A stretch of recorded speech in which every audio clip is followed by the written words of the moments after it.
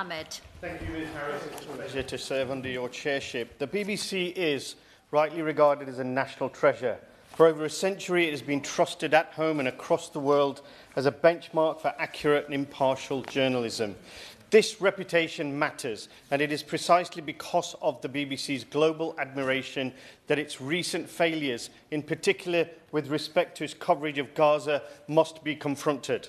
A comprehensive report published in June 2025 by the Centre for Media Monitoring examined over 35,000 articles and broadcast segments over a 12-month period from October 2023. Its findings amount to a devastating indictment of the BBC's claims to impartiality.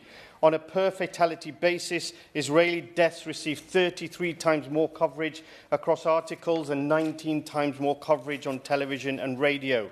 To cite other equally damning statistics, BBC presenters shared Israeli perspectives 11 times more frequently than Palestinian perspectives, and the words massacre or massacred were applied almost 18 times more frequently to Israeli victims.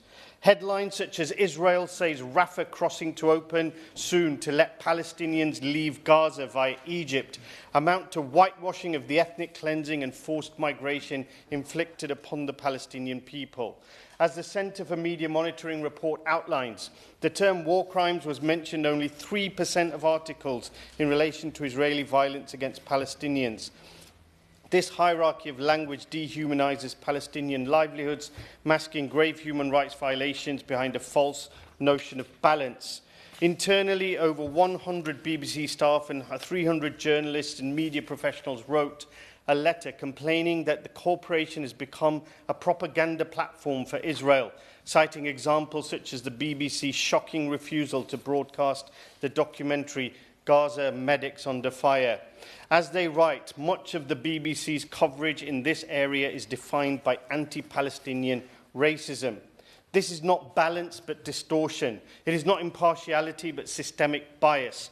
Palestinian suffering is treated as less newsworthy, less human, and less deserving of scrutiny or outrage.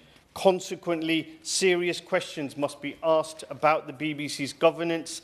The continued influence of figures such as Robbie Gibb undermines public confidence in BBC's ability to report without fear or favour.